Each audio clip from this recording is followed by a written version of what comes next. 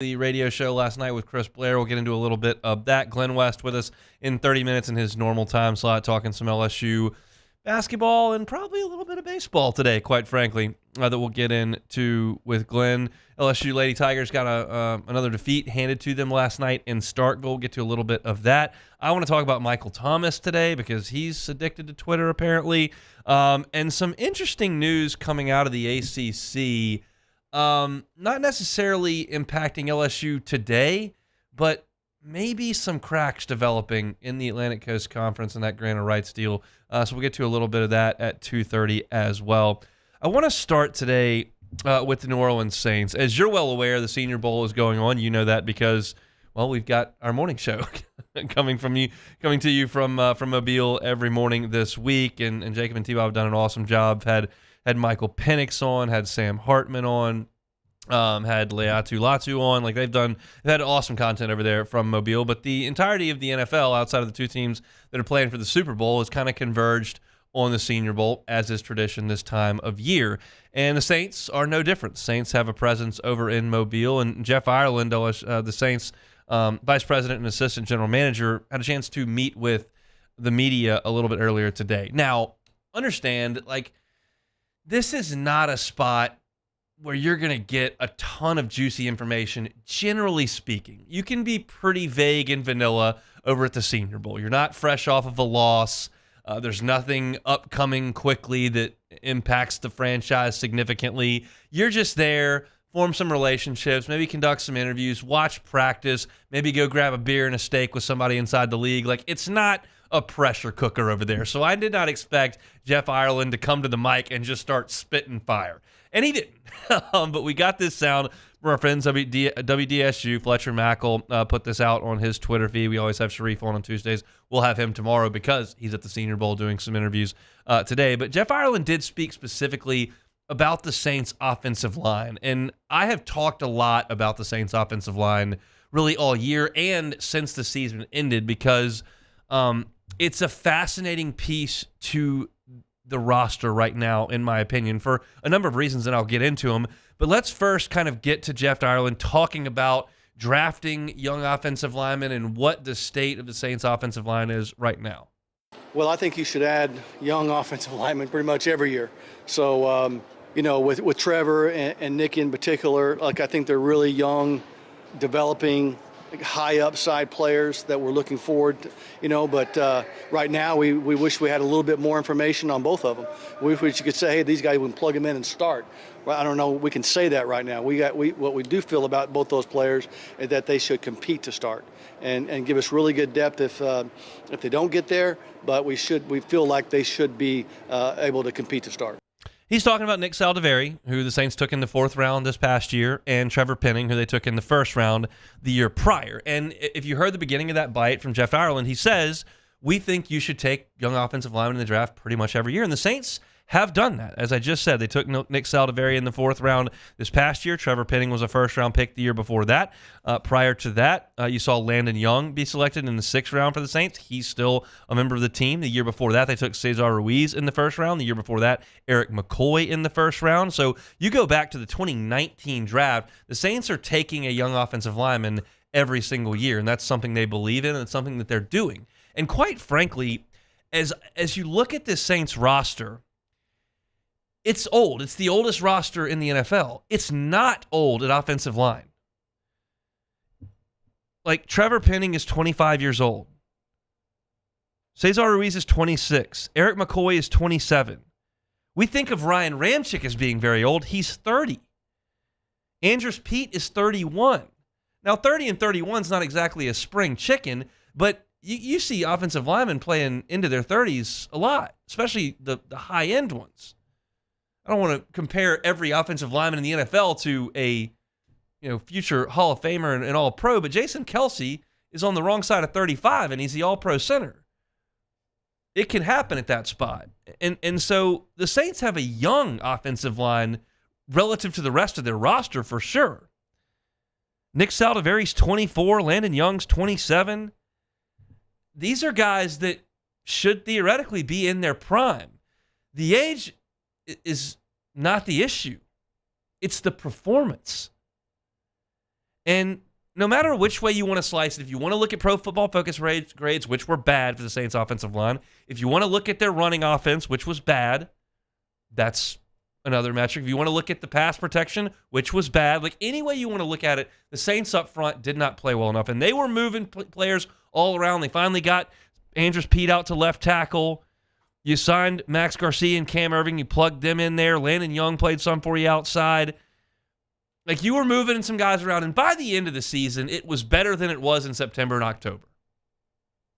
But it still wasn't good enough. And your quarterback was banged up and hurt, and your running game was non-existent, and that was a big reason why a lot of the offense was not good enough. So the question is, can these guys improve? Well, last week we talked about the fact that Doug Marrone is still employed. He's a guy that the Saints staff has been around a lot. He's made 2 tours of duty here in New Orleans. And whether or not he's back remains to be seen. Right now, it looks like he will be. They hire a new offensive coordinator who says, no, we want to go in a different direction. Maybe that's the case. But Doug Marrone's still around. And most of the same cast of characters going to be around. Andrews Pete is going to be brought back.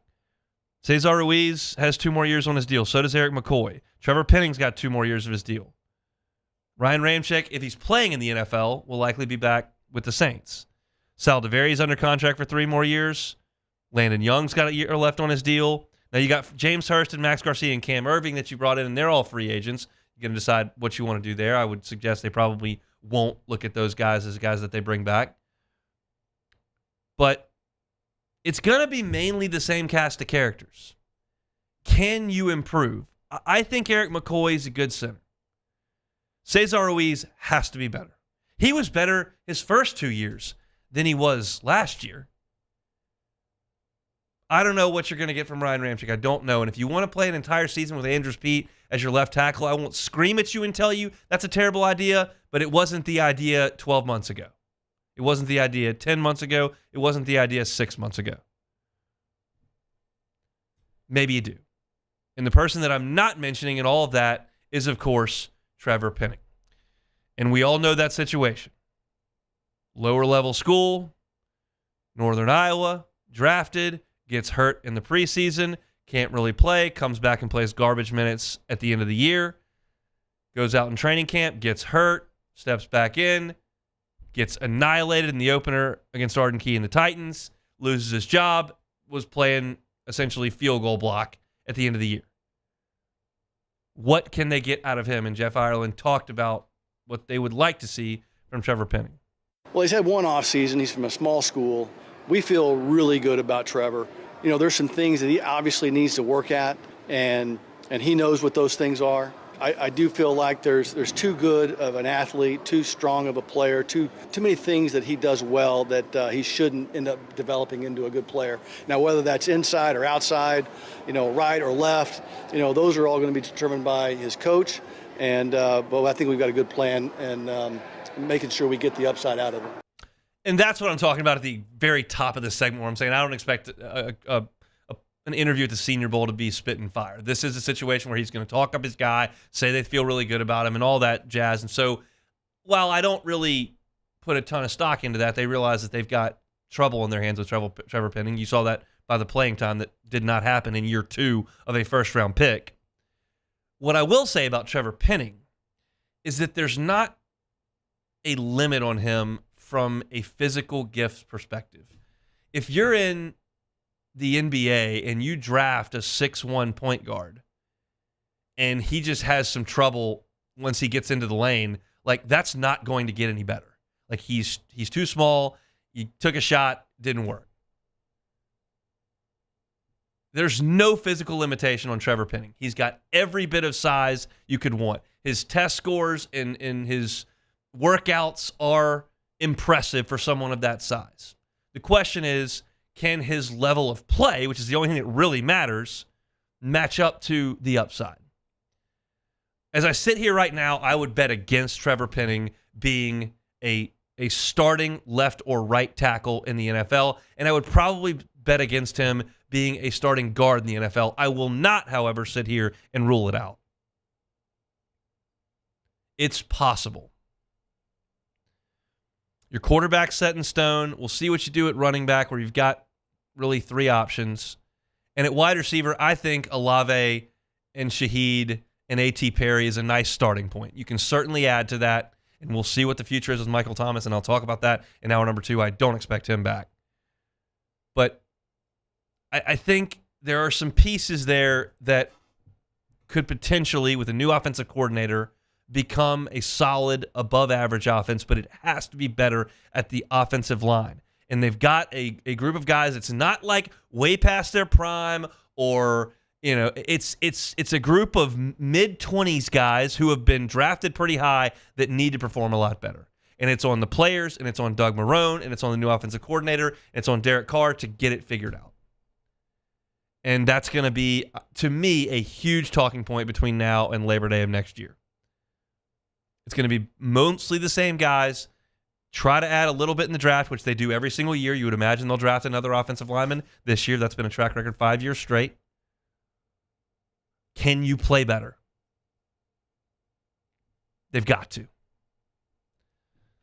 So we'll start with the New Orleans Saints of continuing coverage from the Senior Bowl with Jacob and T-Bob every single morning down there from Mobile 7 to 10. Check them out on your morning drive. When we come back, Matt McMahon had his weekly radio show with Chris Blair, voice of the Tigers, over at TJ Ribs. Had a couple things to say about some LSU hoops. Got Glenn West coming up a little bit later. In about 45 minutes from now, I'll talk about Michael Thomas and his tweets that were circulating over the weekend. Don't go anywhere. It's the Hunt Palmer Show.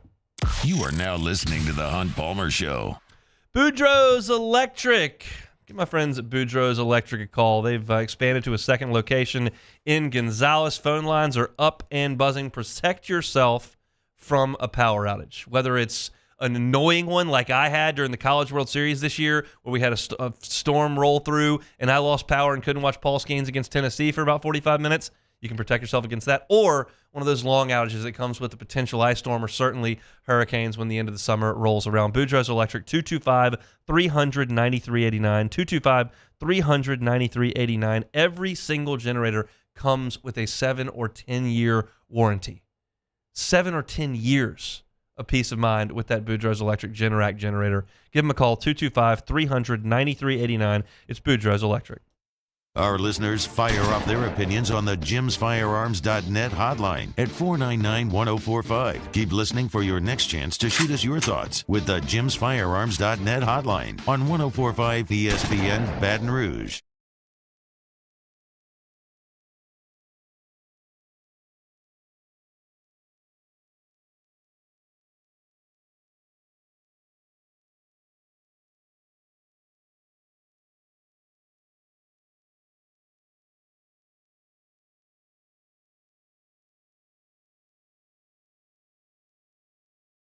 Bayou Ford is taking $10,000 off MSRP on new 23 Ford F-150 lifted trucks. $10,000 off new Ford F-150 and 3.9% financing. All new Bayou Ford vehicles come with a 1 million mile warranty. The crew at Bayou Ford is going to do right by you. His name was Cain. He had a horse along the countryside. I saw him ride. One day they found him. It was a humid day. Barefoot children play, looking for that summer shade. Time just slips away. Oh, Louisiana, some kind of hold on me. Like cypress stumps, your roots are planted deep inside of me. Bayou Chrysler Dodge Jeep Ram has $20,000 off new 23 Ram 1500 Black Widow trucks, $20,000 off new Ram 1500 trucks, and all new Bayou Automotive vehicles come with a 1 million mile warranty. The crew at Bayou Automotive is going to do right by you. Dylan Cruz here to tell you about Six Rings Baseball and Softball Camp. If you live on the North Shore and play ball, go to Six Rings Camps with former LSU assistant coach Dan Canaveri. His knowledge is second to none, and your child will improve and have fun doing it. Camps were held at Coquille Park and Six Rings Academy in Covington with 4 sessions over the summer. Full day and morning only sessions are available from ages 7 to 13. Go to sixringsbaseball.com or call 985-206-9096. Learn the game to love the game. BRAC teamed up to reimagine your parks, and you imagined big. With your help, we went to work, creating 12 beautiful community parks across the parish. A family-sized water park, miles and miles of trails, and parks just for your dogs. There are more places to splash, to explore, to run wild, and even soar. You imagined, we delivered. Gold. Brack, your #1 park system in the nation. Electricity is all around us, and our families depend on it. Every day is sparked by the power of a cold drink or a warm meal, a movie night, and a comforting light at the end of a dark hallway, from sunrise to sunset. Charles Hanniger, join us for the Wednesday edition of Live at Lunch from Snow Seafood and Steak on Airline Highway in Gonzales. Scott Rabelais is with us, along with professional sports handicapper Randy McKay and Wes Reynolds from VEASAN. Live at Lunch, 11 a.m. Wednesday on 104.5 ESPN Baton Rouge.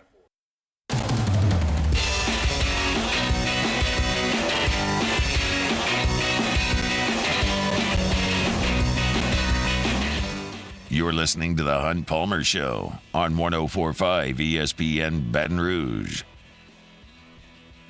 Glenn West coming up in 15 minutes. Appreciate you hanging out with us here on a Tuesday edition of the Hunt Palmer Show. Looking for something to do tonight, Plucker Sports Trivia, Nicholson location, 8:30.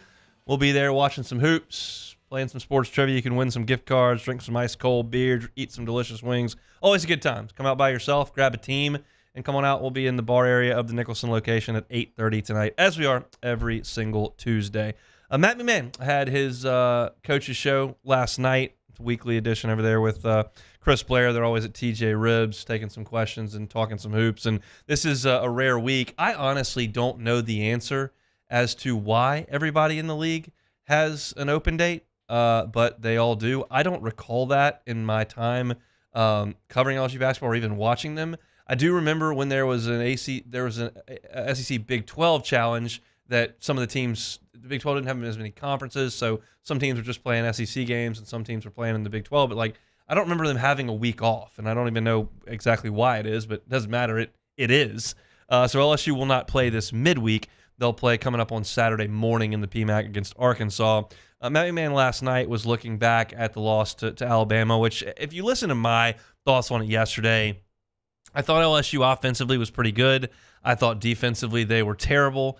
And I thought that it's just one of those games, there's about 4 on the schedule, that I just don't have any expectation whatsoever when they tipped it off. That's just not where I am with this LSU basketball team when they're at Auburn or they're at Alabama or they're at Knoxville. I don't have any expectation that they're going to be able to go there and pull it off. If they want to do it and shock me, I'm thrilled. I'll say I didn't have a ton of expectation going to College Station, but that's a different animal than these teams and the way that they play. But Matt McMahon talked about the loss and what he took from it back on Saturday in Coleman Coliseum.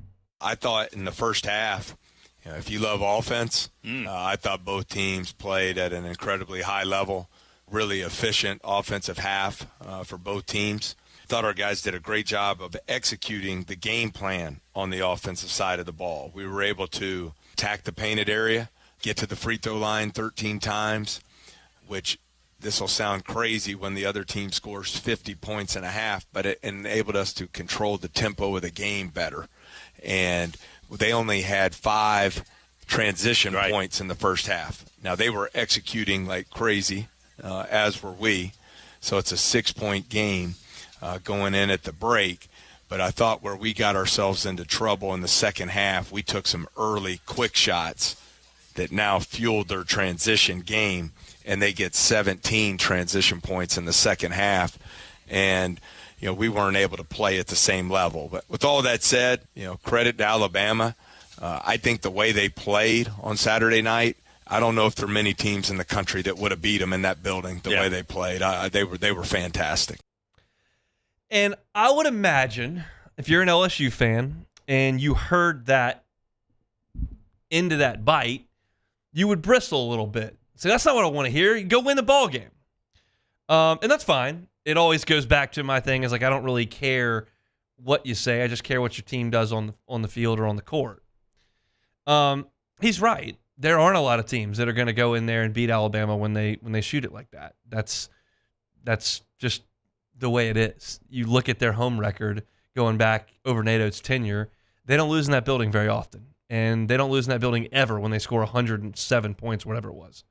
I agree with Matt McMahon mostly on the way that LSU played, and he broke it down a little deeper than I did yesterday, saying that when I saw the first half and you see 50-44 in the first half, you're going, LSU just can't sustain this.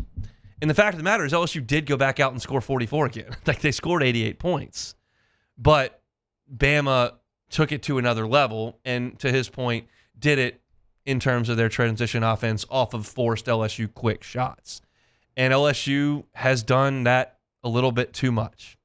And I think some of that comes with the free nature with which they're playing. And this is by design. I've heard this from people around the program. Trust me, I don't say that very often. I do it with baseball more. I don't have a lot of inside scoop on basketball and football, but in this instance, I did hear with some of the guys that they brought back and some people in the community that have been around some of these LSU basketball players. I don't think I'm giving away any secrets here. LSU had an idea to play with a little less structure offensively, meaning give the players a little bit more freedom, spread the floor, get into some ball screen action, and let the guys just kind of read and react to what they see on the floor. That was something that the players enjoyed and wanted or looked forward to getting into. And I think sometimes when you do that and you don't have a set that you're getting into, you're more liable to take that first good shot that you get pretty quickly as opposed to continuing with the set. Now, they get into some sets coming down the floor. Trust me, it's not every time down the court they come down and they're just freewheeling. Like, there are plenty of times where they get into a set and they're getting to a specific spot on the floor, creating a specific matchup that they want. But it's difficult for me to completely dump on an offensive strategy that created 88 points in a road game against Alabama. Like, that's pretty good. They just could not stop Alabama on the other end. And that kind of comes back to my thought on this specific team, that there's not a total identity.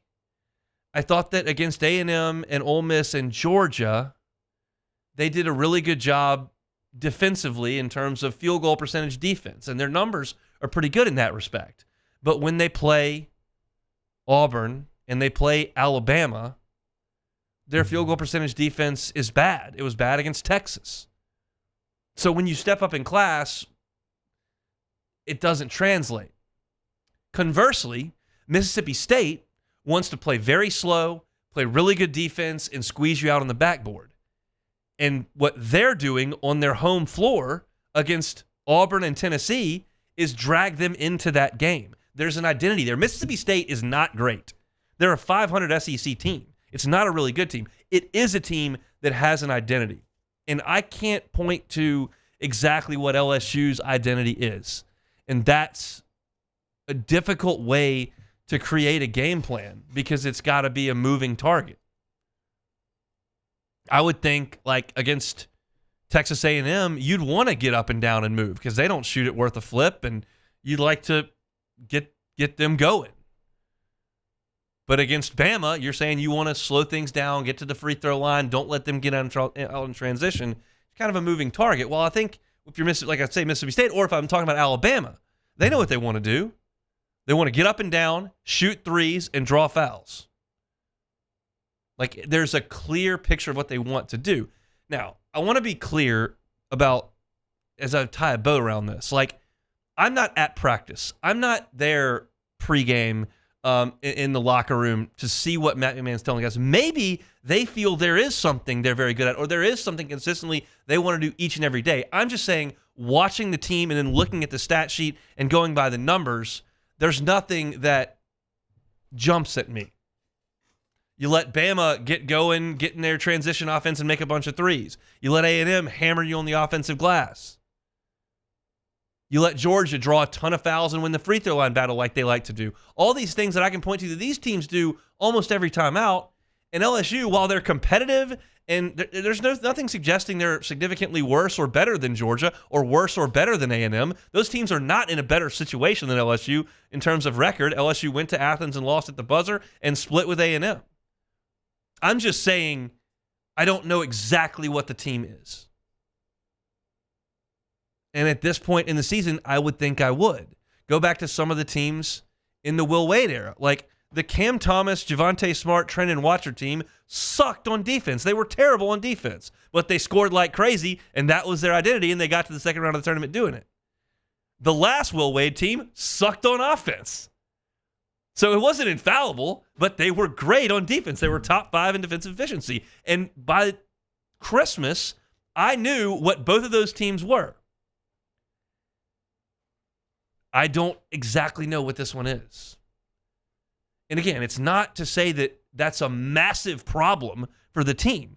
Georgia's got their own problems. A&M's got their own problems. Florida's got their own problems. Ole Miss has certainly got their problems. Vanderbilt, Missouri are disaster. Like, it's more of a commentary on like me trying to talk to you about this team going, I don't know exactly what I'm looking at.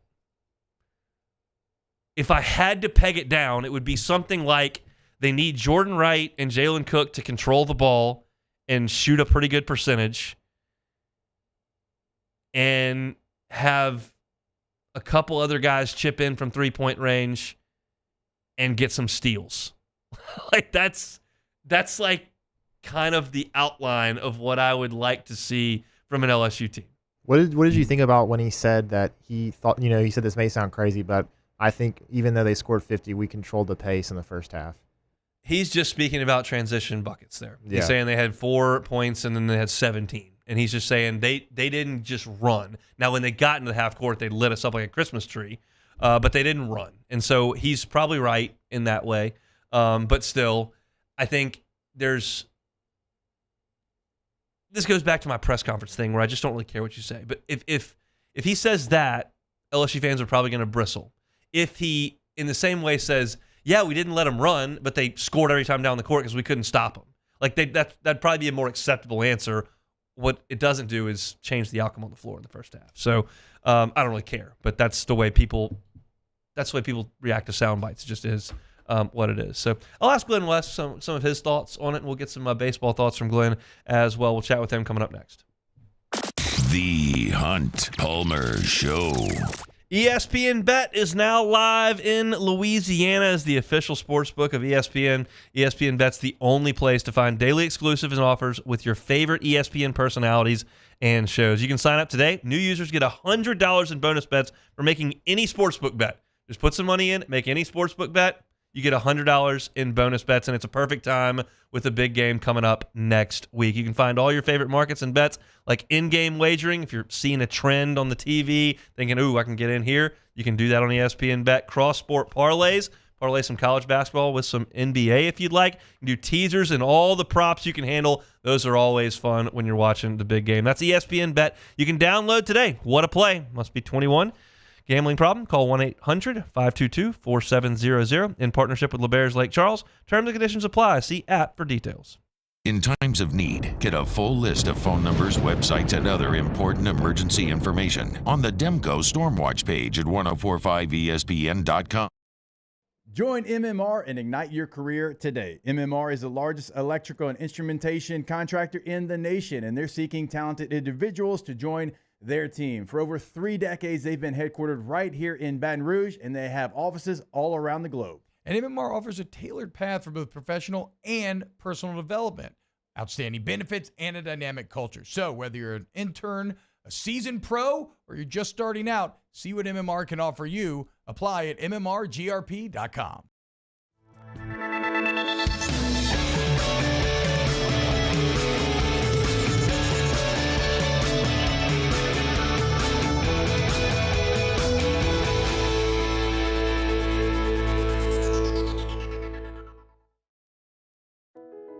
I've been doing business with Luba for 25 years. They're dependable, trustworthy. It's just the attention to detail with our clients. Our folks have years and years of experience. They're highly trained professionals, but many companies have that asset. What I'd like to think makes Luba a bit different is that we use those talents in a way that truly is dedicated to serving the needs of the folks who depend on us.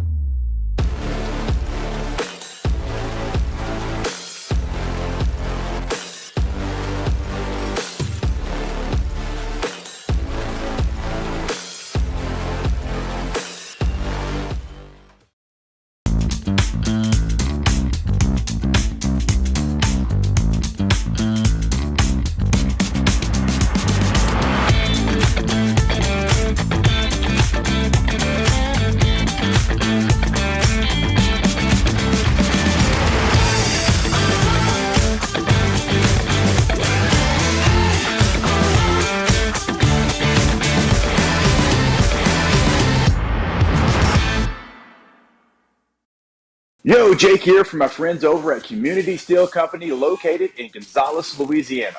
The local place you can turn to for all of your metal building needs.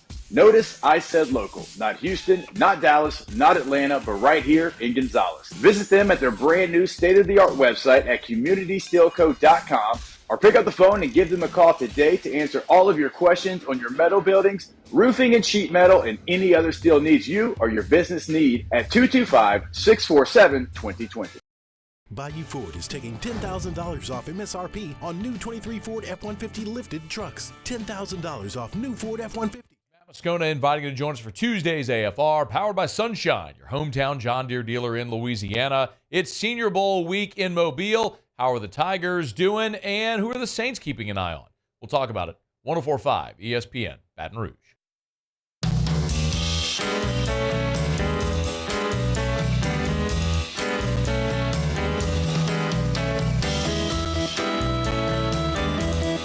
This is the Hunt Palmer Show on 104.5 ESPN Baton Rouge.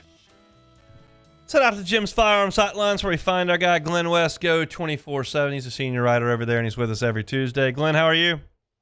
I'm doing great, Hunt. How about yourself? I'm doing quite well. We were just talking LSU hoops in the last segment. Matt McMahon was talking about how well Alabama played for the entirety of the game and how well LSU executed on offense for the majority of the game. What was your takeaway from that one on Saturday night? Yeah, I mean, I think it was probably pretty similar to yours. Is that this is a team that I think is showing some strides, taking some strides this year, but they're just not ready to win these kinds of games. To be honest with you, I mean, they just really, I think the biggest thing that happened this weekend for them was just defensively they were just pretty out of whack. I mean, for most of that game, they just were not able to handle them in transition. I mean, that was probably the biggest takeaway that I had was their transition defense just really poor. They were not able to sustain it for 40 minutes. I mean, they held up with them for about a half. I mean, they did a good job, I think, even when you're down by 6 at halftime on the road. I think you'd take that 10 times out of 10 in a place like Alabama. But we knew that Alabama was going to continue to kind of get out in transition, shoot a lot of threes. And LSU, I think probably one of the biggest things that happened in that game was that they took some bad shots. And when you take bad shots, and when Alabama was able to get into transition on them, they just weren't able to recover. And I think that it was a pretty decent game overall from a offensive scoring perspective. But when you're flying up and down the court like that for 40 minutes, you're bound to score some points. And it was actually a pretty low turnover game too for about the first 30 minutes. So. It was just one of those cases where LSU can only keep pace for so long. And obviously this is an Alabama team that's just kind of in a different league right now, probably in the upper echelon of teams, not only in the conference, but in the country. You're starting to see, I think, them hit their kind of peak. And LSU was just, not going to be able to keep pace with them for 40 minutes. So they're able to win some games. They're going to, I think, be very competitive for the most part in SEC play, but they're not going to be able to keep pace, I think, with some of these upper echelon SEC programs. And let's talk big picture, because I think we all kind of look and see what this LSU basketball team is currently and what it's not, as you're just alluding to. How do you assess where the LSU basketball program is in the era of the transfer portal and with really little understanding of who will be on the team next year. Yeah, I mean, some hits and some misses, right? I mean, you look at, across the board here, Jordan Wright is a guy that I think would probably be in the rotation of every SEC team in the country right now, in the conference. I think Jalen Cook would certainly be in the rotation and every SEC team in the conference. But you've had some misses here over the years as well. I mean, let's just put it plainly. I mean, it hasn't been a very easy SEC play for Will Baker so far. I think he's just got to figure out some things, and hopefully LSU can get him going here pretty soon. But I think probably the biggest thing right now for LSU in the transfer portal era is that they've found some good players and some guys that I think would be contributors on most winning programs in the conference, but they don't have those one or two guys you think, man, if I can give him the ball, he's going to go win us the game kind of deal. And I think a lot of these upper echelon teams have those players, and they have, guys you can give the rock to that are going to go give you 20, 25 points on a game in, game out basis. Mark Sears for Alabama comes to mind. I mean, you go down the list here for Auburn. They have a bunch of guys that are going to go out and get them some big buckets in key moments, and LSU just doesn't have that right now. So I do think that they need to. I think that starts with bringing in a good freshman. I think they've got a good freshman class coming up here with Robert Miller and Curtis Givens, and you've got some talent that you can build around with guys like Tyrell Ward and Jalen Reed have been really good, solid contributors for you. But they need to go out there and get those stars, and I think that those difference-making players, I think, is probably the gap that you're seeing right now between LSU and some of these other programs out in the SEC. So in the front court with this current team, you mentioned Will Baker, you mentioned Jalen Reed, we know Hunter Dean, and then you've got Damian Collins, who's been hurt and hasn't been out there and available to give you anything, and Derek Fountain. What do you think that rotation needs to look like for LSU? You mean just for the rest of this year? Yeah, this year. Okay. Yeah, gotcha. Yeah, I mean, I think that, look, they have to find something out with Baker. I mean, I think Baker is a guy that can be an offensive weapon for you, but I think they're asking him to do stuff right now that, quite frankly, he just hasn't been able to do so far. I mean, it seems like at least 4 or 5 times a game they're giving him the ball at the top of the key and they're asking him to dribble down to the paint and try to make some moves. I think he needs to be more of a back-to-the-basket guy, somebody that can set pick and rolls, pick and pops, is not dribbling or handling the ball a whole ton when they get it into the paint. I think they need to get it to him quick into the paint. He makes 1 or 2 steps, 1 or 2 moves, and gets his offense that way. But I think right now he's, just kind of forcing things a little bit. He's just not, they're asking him to dribble a lot when they get into the half-court sets with him and they're trying to draw plays up for him. That's not really been his game so far, at least not in the SEC. And then, guys like Fountain and hopefully you get Damian Collins back here soon. Those are going to be kind of your rim protectors, your kind of, defensive game changers, you hope. But it's been a struggle. I mean, like they have not really had a whole ton of production out of this front court in SEC play that you can really count on. And it's putting a lot of pressure on these guards to get downhill and try to create offense at the rim. I mean, that's where this team has been at its best, is when it's creating offense at the rim. And Jordan Wright, Mike Williams, and Jalen Cook, and some of these forwards and wings have done a decent job of getting to the rim. They just haven't been finishing at the rim the way that they need to, and I think that's where you could really point to where the front court needs to improve here over the final 7 or 8 SEC games. Got Arkansas coming up on Saturday. You've lost 3 in a row. After Arkansas is at Tennessee, Alabama, at Florida, at South Carolina, Kentucky. How big is Saturday for LSU? It's a big one. I mean, they get it's no sugarcoating that. They've got to get this game, get to 4 wins, get back to 500 in SEC play, feel good about yourself going into that gauntlet. I mean, this is, I thought these last 3 games were a pretty tough, call for them, in terms of their SEC schedule. But you mentioned it, the 4 or 5 they got after this weekend are going to be absolute, just really, really hard to kind of navigate your way through that part of the schedule. So picking up any wins where you can is going to be really, really important. Got to try to protect home court as best you can. And that starts obviously this weekend with Arkansas. I haven't done a huge deep dive into them yet or anything, but This is a game that I think LSU can win. You just saw Arkansas take, I believe it was Kentucky, right, over the weekend, to a pretty tight game. So they're going to be fired up to try to get another win here. But this is a biggie for LSU, and hopefully with a week's rest, a week's time to kind of prepare for this game, maybe work on some stuff that you wouldn't have a chance to otherwise when you had a midweek game. Might give them an extra leg up here in terms of trying to prepare for these guys. Arkansas is in complete meltdown mode up there. Devo Davis just stepped away from the team. They've got one SEC win. It was on a buzzer beater. They've really got Trevon Markin about nothing else. So we'll see a pretty poor Arkansas team coming in, but it's up to LSU to handle business at 11 o'clock on Saturday. Back on Friday, y'all heard from Jay Johnson and a number of players over at LSU Baseball's Media Day. Anything that stood out to you? Yeah, I mean, just the overall message of this team, I think they're just super locked in. We heard the word attacking I don't know how many times. We heard it from Jay a couple, and certainly from every single player we talked to, is that they don't feel like they're defending anything. They're attacking this season like it's a new entity, and I think that's the approach you got to have. I mean, there's been a lot of turnover here, especially on the position side. A lot of guys you're hoping can kind of step up into bigger roles for you this year, and so this is going to be an exciting season. I think just in a different way, this is kind of Jay Johnson's first team that he's fully assembled kind of deal. I mean, you come in, you inherit the greatness of Dylan Cruz and Trey Morgan and Gavin Dugas and Cade Beloso, all those guys who were such big pieces for you last year. I'm going to be very interested to see just kind of what this group looks like now. I mean, you lose a lot of your production from last year on the position side. I think they've got a really great pitching staff in terms of depth and quality. So I'm looking forward to it. But I think a lot of these players are also excited about the opportunities that are going to come this year, because there's there's a little bit more openness in terms of just the opportunities that could arise throughout the season, and I think that's a good thing to have in your program.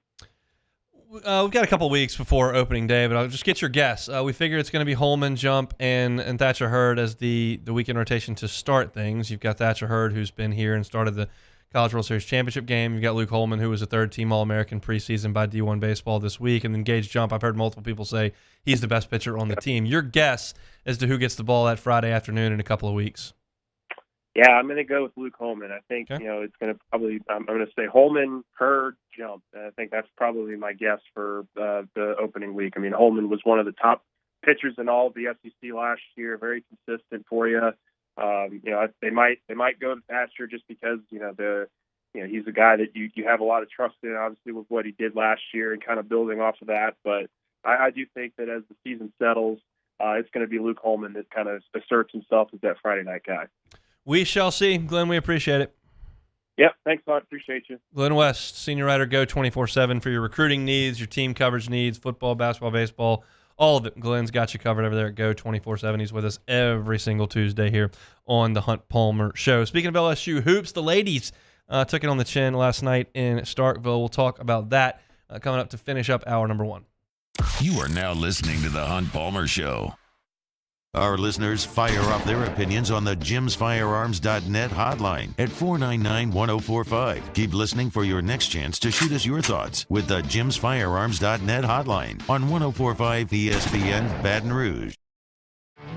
There it is, the extra mile, on the border of expected and extraordinary for those willing to go further, like vans customized for work or play, with safety and tech to keep you connected. Supported by a 5-star sales, service, and finance team. And backed by the 1-star you know. So go the extra mile.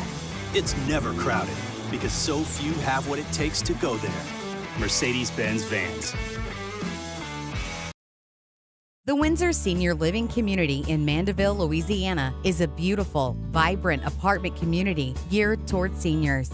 They are nestled right in the heart of Mandeville, where seniors live a more carefree lifestyle in spacious apartments with the peace of mind that comes from having a little extra help. Call the Windsor at 985-624-8040 to schedule a lunch and tour. Come see how the Windsor can be your passport to peace of mind.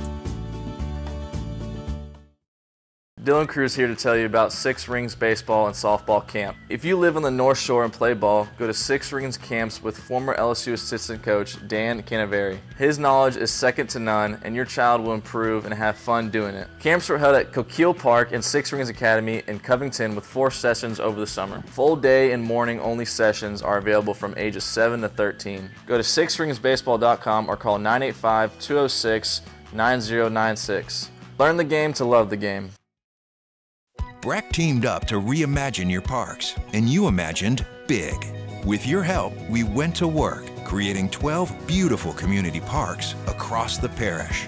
A family-sized water park, miles and miles of trails, and parks just for your dogs. There are more places to splash, to explore, to run wild, and even soar. You imagined, we delivered gold. Breck, your #1 park system in the nation. Electricity is all around us, and our families depend on it. Every day is sparked by the power of a cold drink or a warm meal, a movie night, and a comforting light at the end of a dark hallway. From sunrise to sunset, playtime to bedtime, our team is ready to take care of your electrical needs. Even in the case of an after-hours emergency, the light in your life shines brighter with Mr. Electric. Hey, it's Matt Moscona. For years, you've heard me tell you about Insurance Network of Louisiana, helping you find better coverage for less money. But it's not just for your home and auto. They also offer commercial property. So, retail stores, professional offices like doctors, dentists, attorneys, clothing boutiques. Insurance Network of Louisiana can find you better coverage for less money. They service the entire state of Louisiana, and they're local. So call today at 293-0450 or lainsurance.net. Happy New Year from your friends at Front to Back Boat Service. And what better way to kick off your new year than by taking your boat to the next level? Get the boat of your dreams, and that's where Front to Back comes into play. You want that spot lock trolling motor that's going to keep you right there on the water where you need to be. How about some forward-facing sonar that actually shows you the fish before you even cast? Custom stereo jobs, all of it. Sherman family's been doing it for 38 years. Go to fronttobackboatservice.com.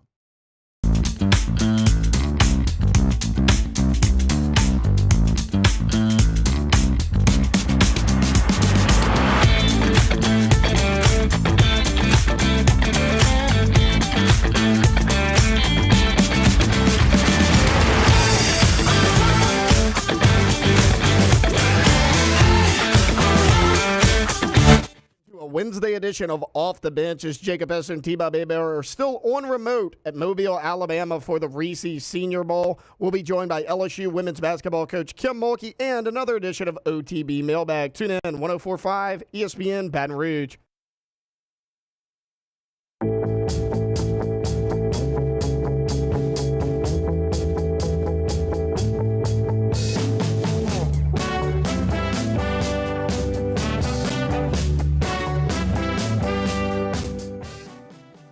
As the gladiators of the gridiron battle it out for football's biggest prize, you'll be battling it out for one of radio's biggest prizes. It's the 104.5 ESPN Baton Rouge Big Game Contest, where you could win $50,000 in cash if your name is drawn from the pot and you've correctly guessed the final score of the game.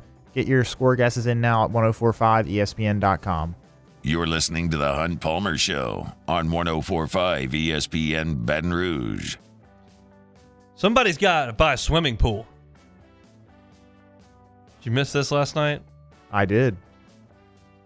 So, Mississippi State's women's basketball coach makes a deal with his kids every year. He's got 3 daughters. And they get to choose what's likely the biggest game on the schedule. And if Mississippi State wins it, they get something. Okay. This year, it was the LSU game, and... Did it have to be a home game?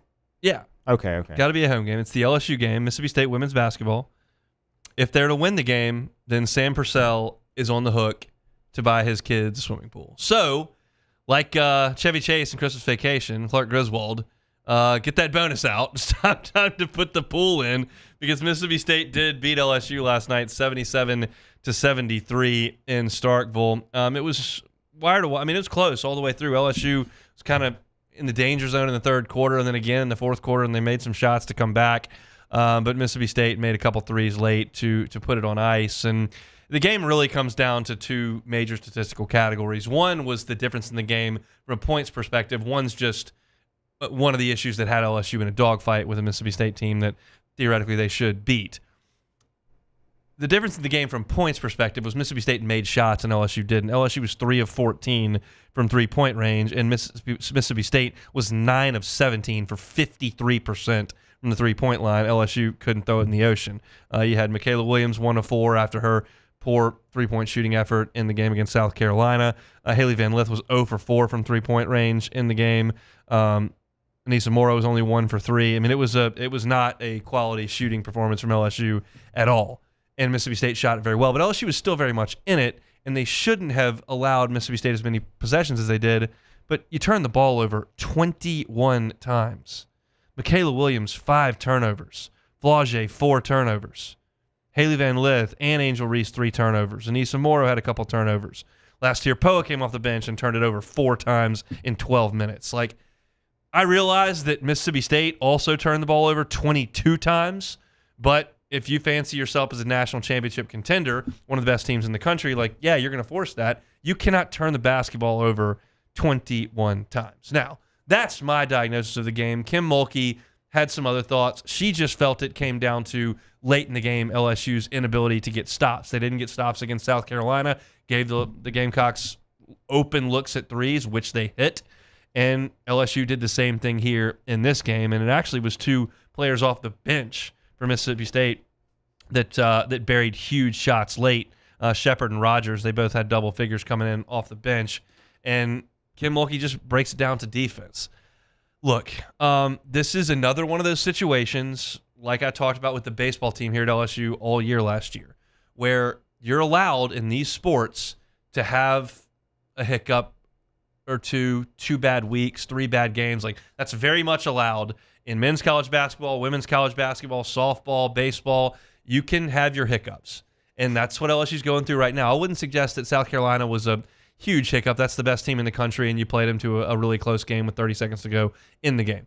Auburn, that's not a great loss, and then Mississippi State's a good team, but a team that was 3-3 in league play going in there. But this is okay for LSU from a big picture perspective. You just have to be sure that you're better, and the issues are glaring for LSU. You have no depth whatsoever.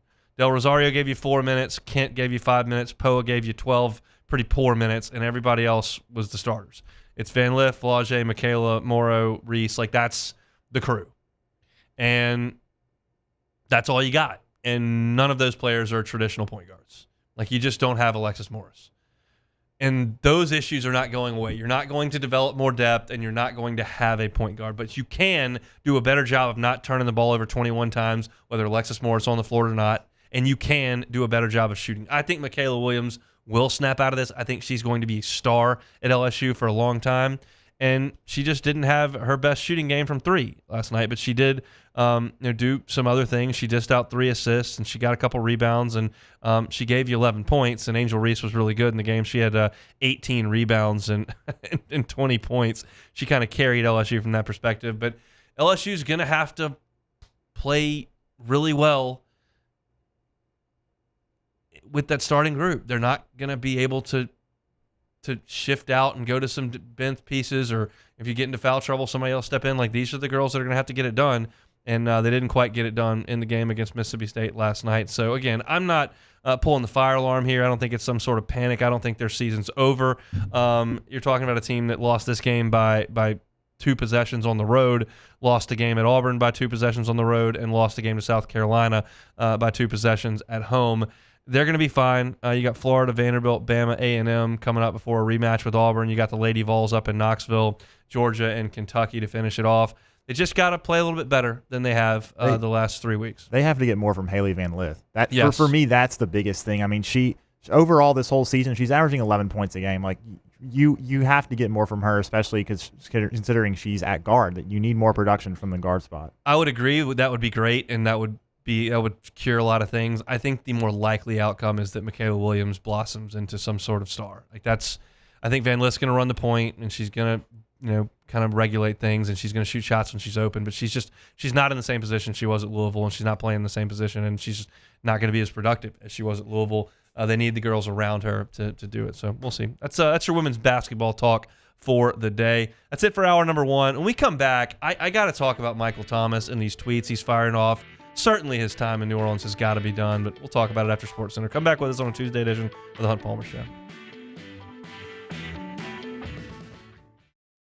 Gulf Coast Bank and Trust is giving our customers the power to bank anywhere, anytime during this challenging event.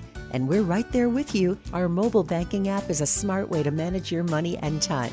Gulf Coast Bank and Trust, the bank that cares about you. Bayou Chrysler Dodge Jeep Ram has $20,000 off new 23 Ram 1500 Black Widow trucks, $20,000 off new Ram 1500 trucks, and all new Bayou Automotive vehicles come with a 1 million mile warranty. The crew at Bayou Automotive is going to do right by you. The importance of doing this Fortified program and offering it to people down here is, number one, the only real chance you're going to get to do this is when you put on a new roof or build new. And through companies like HUDCO, who's kind of leading the way in this thing, it's going to offer the customers a huge advantage in the insurance market and the price of their insurance. We're not looking to make a fortune off fortifying. We're trying to give you a better product than our competitor at the moment. I'm trying to do something that he can. I'm trying to give you something better. So a lot of these insurance shops, you're getting a re-roof, you're only paying your deductible. Let's sit down and talk about the Fortified and let's see what it does to your insurance premium. You're getting a steal. Yeah. You're getting a brand new roof and a Fortified certificate for your deductible, essentially. I think we're rocking and rolling.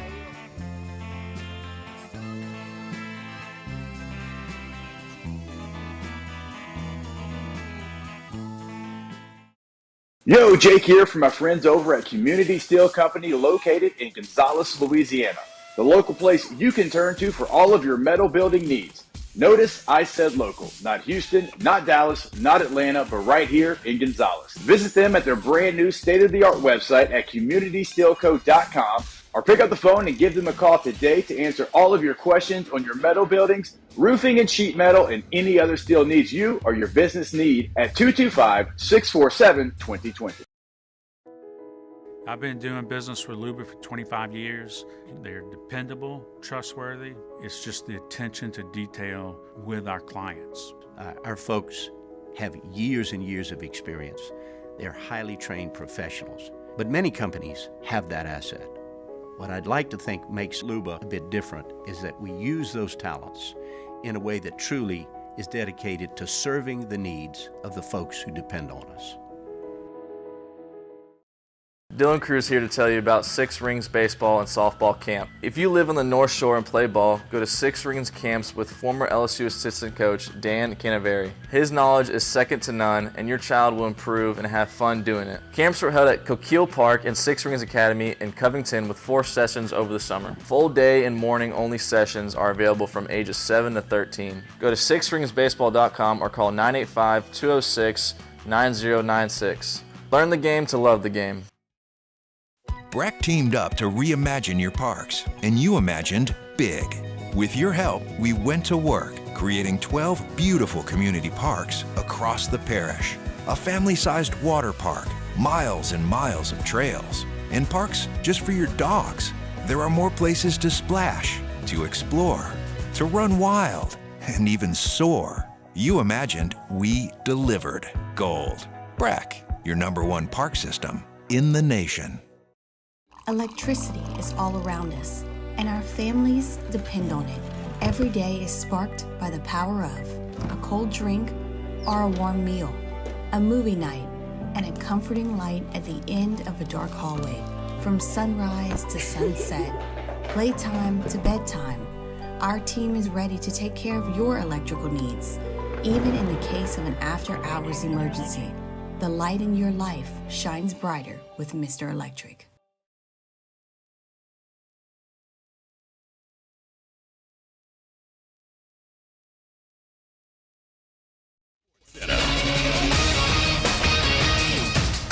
I'm Christine Lisi. One of the top NFL head coaching candidates is staying put. Lions offensive coordinator Ben Johnson's informed the team he'll be back. Wants another shot at winning a Super Bowl with Detroit. His asking price spooks some teams, reports ESPN's Adam Schefter. Former Falcons head coach Arthur Smith's been hired as the Steelers offensive coordinator. He had a top run game as OC of the Titans before landing with Atlanta.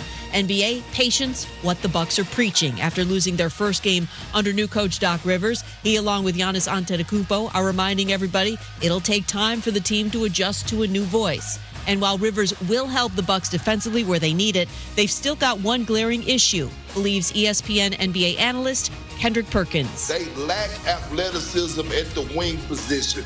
That is the most important position in the NBA. When you have to go against guys like Kawhi Leonard, when you have to go against Jason Tatum and Jaylen Brown, you have to have a guy that could defend. Big Perk on First Take. 76ers center Joel Embiid uncertain tonight against the Warriors because of knee soreness. He's missed the last 2 games with that issue. Hey, it's your resident Super Bowl champ, Chris Cannon. Coming up Wednesday, I'll tell you why any trade my Lakers make won't impact how their season ends. It's unsportsmanlike, 6 a.m. Eastern, right here on ESPN Radio, ESPN2, and ESPNU.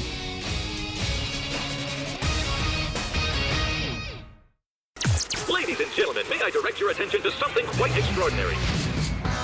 Now, the Hunt Palmer Show. The Hunt Palmer Show on 104.5 ESPN Baton Rouge. Live from the Mercedes-Benz of Baton Rouge studios. This is Hunt Palmer. Hour number 2, Hunt Palmer Show, 104.5 ESPN Baton Rouge. Appreciate you being with us on this lovely Tuesday down here in the capital city. Hope your work week is off to a good start. Got Jacob Beck and Casey Gaines back there on the 1s and 2s. Going to talk a little LSU in the Senior Bowl later on in this hour. We'll also talk a little bit about the ACC and what's going on with the attorneys that have taken their swords out to get out of that grant of rights agreement. Not necessarily relating directly to LSU, but I think the future of collegiate athletics kind of hangs in the balance with the ACC. And if you see that league crumble, all of a sudden we've got an entirely new landscape on our hands. So we'll talk about that a little bit later on in the hour. We'll talk now about Michael Thomas. This is a story that developed over the weekend, and I didn't get to it yesterday, but I want to spend a little bit of time on it today. Let me start by saying this. In my opinion, so subjectively, social media is at its best when used for factual news reporting. Like, hey, this person signed a free agent deal with this team. This recruit has committed to this team. Or jokes and memes. Like that's the best of social media. Information and entertainment / humor. To me, the worst of social media is when people use it to attack other people, whether it's unreasonable fans going after athletes or coaches on Twitter thinking that they can somehow win and they're tough and they get their message across when you tweet at someone who played in a game. Or sometimes folks in a high-profile situation yelling back at those of us that are not in the spotlight. That is not generally all that well received, and in my opinion, almost never productive. Just a big waste of time for everyone involved, generally speaking. So with that said, about my personal thoughts on social media, Michael Thomas was busy on Twitter /X this weekend during the NFL playoff games. And this is not the first time Michael Thomas has taken to Twitter to express his thoughts on some things.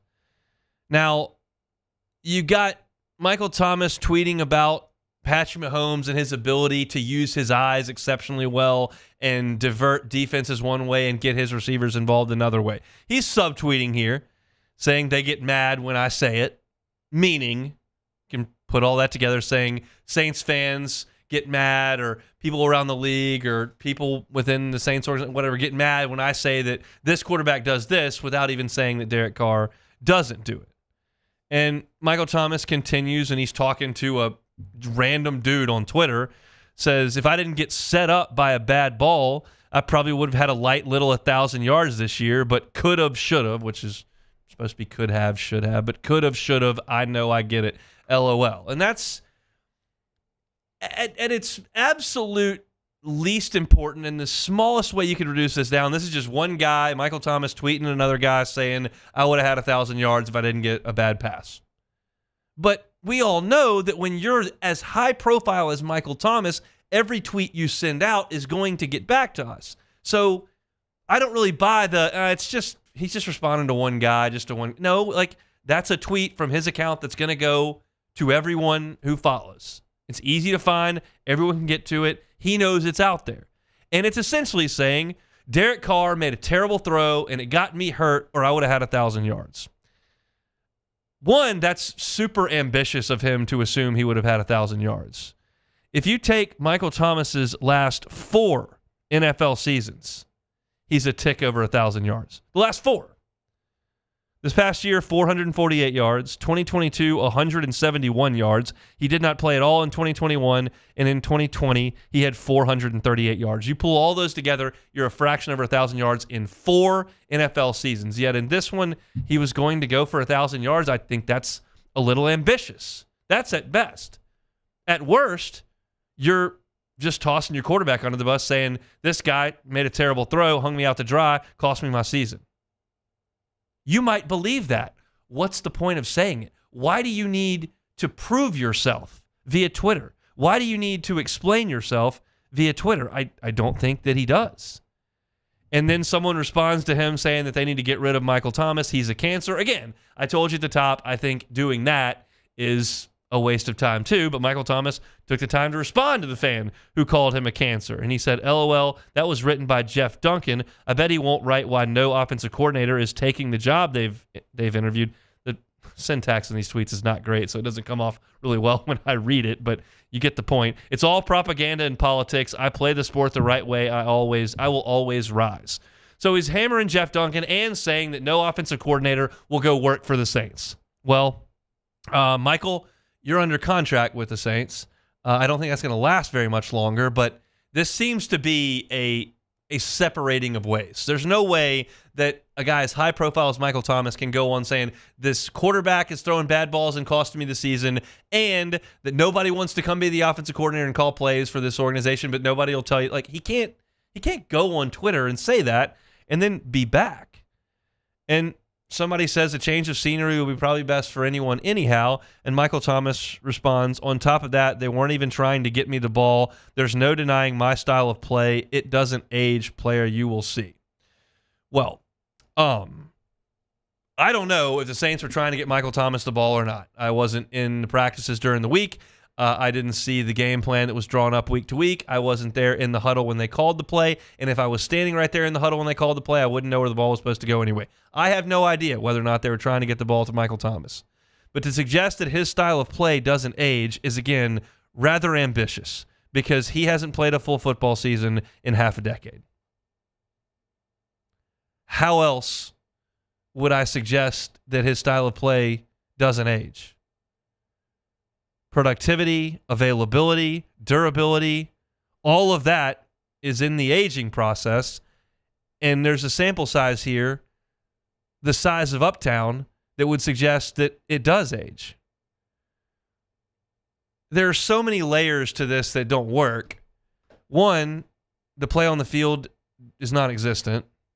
Two, you're insistent upon going on Twitter and bickering with fans and taking up wars by subtweeting your quarterback and bashing Jeff Duncan, who covers the team.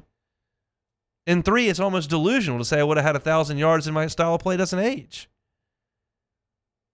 Again, I started this by saying you don't get any points, and the worst of social media is firing at people. And I fully am aware, it's not lost to me that I'm like looking at Michael Thomas and kind of firing away going, what are you talking about? But again, my job's to talk about these teams that I report on, and the Saints are one of them. This is delusional. And it's directed right at the organization. I understand that Michael Thomas does not want to be in New Orleans. That's evident from looking at the tweets. And I believe that he'll be moved on from because of these tweets. The problem is, who's going to want him? You got a bunch of issues in bringing this guy in. One, he's expensive. Two, he hadn't played in 5 years. Three, if something doesn't go well, he's probably going to go to Twitter and start firing off about it. I would expect these types of tweets from a sophomore in high school. They don't give me the ball. I'd have had 1,000 yards. My quarterback's not that good. Like, these all sound like something a sophomore in high school would say. Not a record-setting NFL wide receiver who's made an all-pro team. Why would you want him? Why would you want him on your team? I can't think of one reason. Because he was really good in 2017 isn't a reason to put him on your football team. Maybe if you had Madden 2017 and you wanted to put him on that team, he'd probably be pretty good, probably produce for you, especially if Breeze was the quarterback. Next football season, I don't think so. It's just immature. And again, borderline delusional. I think based on these tweets, there's no way Michael Thomas is back. If you were listening to After Further Review with Matt Moscona yesterday on our channel, Catherine Terrell said, I don't think there's any way he can be back. And I think the Saints will be better moving on without him. I don't see any positive that he brings your football team. I can get somebody to come in, play 11 games, catch 445 yards of balls and a touchdown off the couch somewhere. I can find somebody in the CFL to do that. And maybe they'll stay off Twitter. That was just pitiful to me for someone of that status in the game to stoop to all this.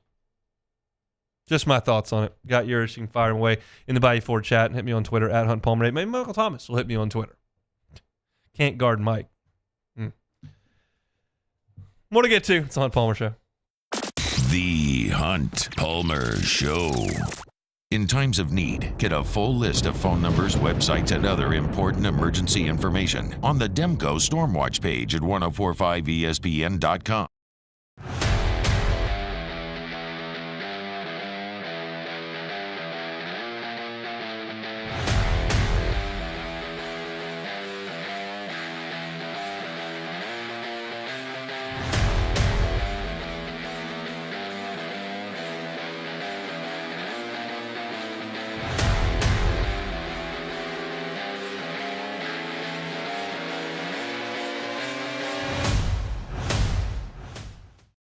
Hey, it's Matt Moscona. For years, you've heard me tell you about Insurance Network of Louisiana, helping you find better coverage for less money. But it's not just for your home and auto. They also offer commercial property. So, retail stores, professional offices like doctors, dentists, attorneys, clothing boutiques. Insurance Network of Louisiana can find you better coverage for less money. They service the entire state of Louisiana, and they're local. So call today at 293-0450 or lainsurance.net.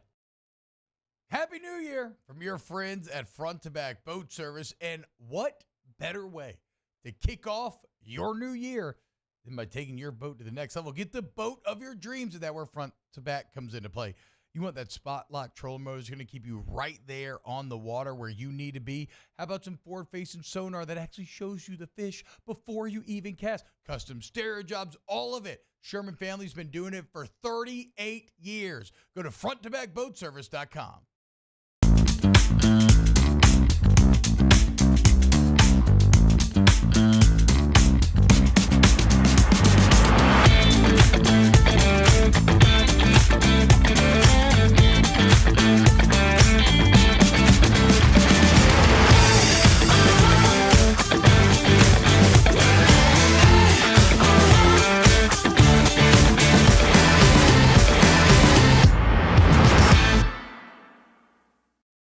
Yo, Jake here from my friends over at Community Steel Company located in Gonzales, Louisiana. The local place you can turn to for all of your metal building needs. Notice I said local, not Houston, not Dallas, not Atlanta, but right here in Gonzales. Visit them at their brand new state-of-the-art website at communitysteelco.com or pick up the phone and give them a call today to answer all of your questions on your metal buildings, roofing and sheet metal, and any other steel needs you or your business need at 225-647-2020. I've been doing business with Luba for 25 years. They're dependable, trustworthy. It's just the attention to detail with our clients. Our folks have years and years of experience. They're highly trained professionals. But many companies have that asset. What I'd like to think makes Luba a bit different is that we use those talents in a way that truly is dedicated to serving the needs of the folks who depend on us.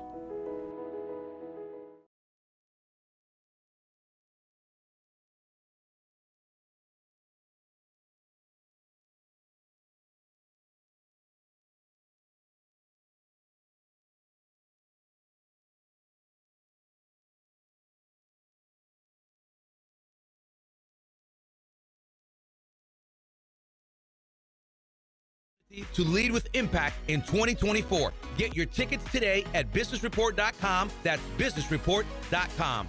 Insurance companies have teams of professionals to fight your claim. If you want to know what your case is really worth, I'm Spencer Callahan. I'd like to help.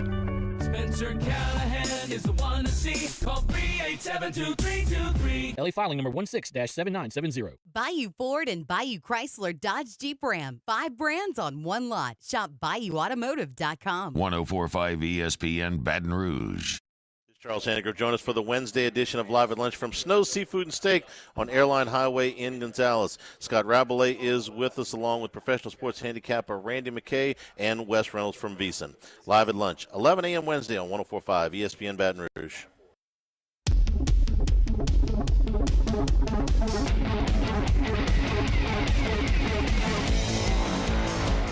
This is the Hunt Palmer Show on 104.5 ESPN Baton Rouge. Have you been paying attention to the guys in the morning setting up at the Senior Bowl over in Mobile? Rivers got them set up and rolling, and Jacob and T-Bob talking with a number of folks over there in the college football world as it all kind of descends on Mobile for the Senior Bowl.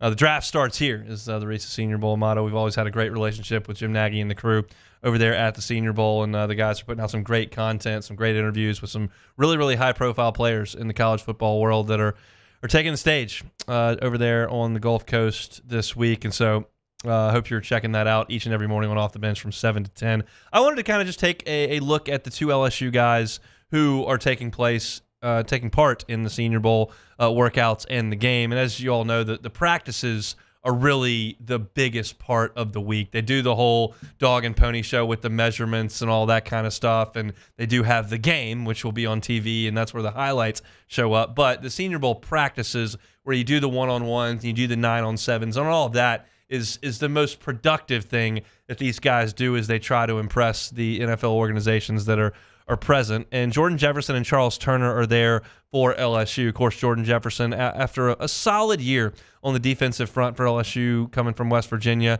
is over there. And Charles Turner, after a really nice run as LSU's starting center that really started last year after the first game of the season. And both guys were solid for LSU. None were the stars. I think on the offensive line, Will Campbell is kind of the star for LSU, and Emory Jones is right there behind him. And then on the defensive front, you just kind of look around for LSU.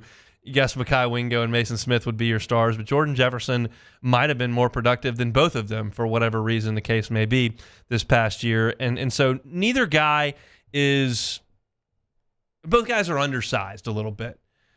And that's part of it. And you put that tape out there, but this is your opportunity to go against some guys at your level and try to dominate at the Senior Bowl. Charles Turner is a really smart player, a guy who does a great job of setting protections, and worked with a really veteran offensive line and a good offensive line this year. His play in terms of his blocking ability was really good sometimes and left a lot to be desired at times as well. He was way more good than he was not good, for sure, but he's just got to be a little bit more consistent, I think.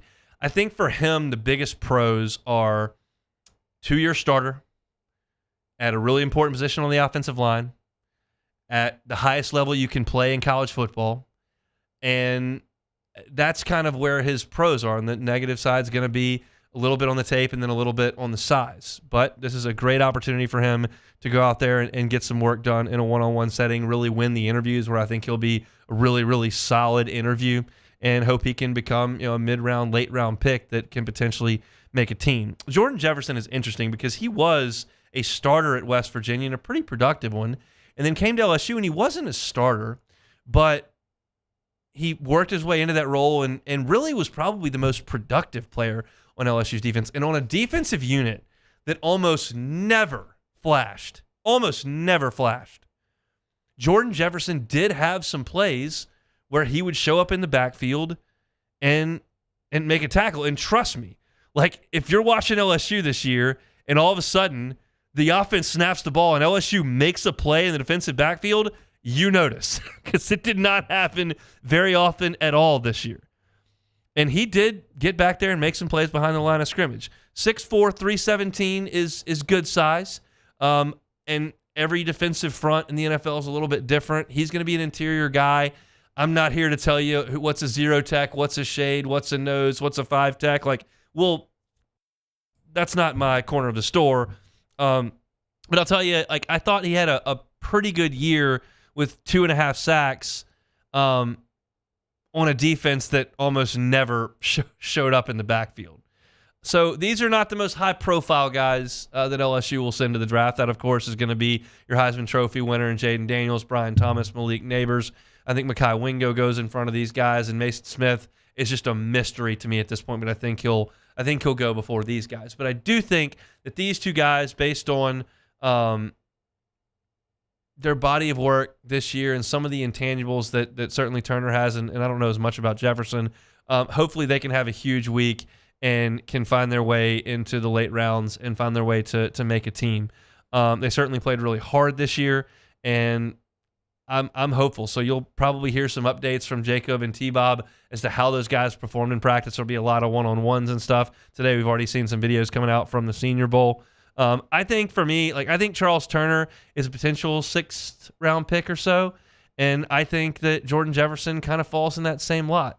Big dudes that can move a little bit are valuable, and I think you're more likely to take a chance on some of those guys than you would be your general 5'11" corner. You can find more; they're more readily available than your 6'4", 320-pound inside defensive lineman. So I'm hopeful for those two guys. I was hopeful that Jordan Jefferson would come back. I've lost track of trying to keep up with guys' eligibilities at this point. It's just very difficult to do with the COVID year and all the transfers and who fits where. But Jordan Jefferson decided to move it on. Charles Turner did too. Well, she's got some work to do to replace those guys, but hopefully they have a monster week over in Mobile at the Senior Bowl. Jacob and T-Bob will certainly be keeping up with all of that for us over for the station. Mind you, coming out to Pluckers tonight. It'll be 8:30, sports trivia. We'll be watching some hoops at Pluckers. We'll be doing some sports trivia. We always have an LSU football round. We will have one of those today. So if you're looking for get out of the house tonight, grab some cold beer and some awesome food. Pluckers on Nicholson, 8:30. Grab a team or come out by yourself. We always have a good time over at Pluckers for sports trivia every single Tuesday. We'll take a time out. When we come back, I think a very, very interesting find by the legal team for the ACC. And I went back and did some Googling on this, and this dates back 12 years to some of this stuff that went on that may not have been above board. It's directly affecting the bottom line of the ACC and maybe is Florida State's ground to get out of there. And then if Florida State gets out of the ACC, I think all hell breaks loose in collegiate athletics. So I think it's worth talking about. We'll do that coming up next. You are now listening to The Hunt Palmer Show. Our newest partner here on The Hunt Palmer Show, Audio Video Security Solutions. Let me paint you a picture where Audio Video Security Solutions can help you. You want a new TV and you want some sound around surround sound for your home entertainment system. Take it to the next level. Well, you don't have to go buy your TV over here and get it delivered and then call somebody to come install it and make sure they've got it.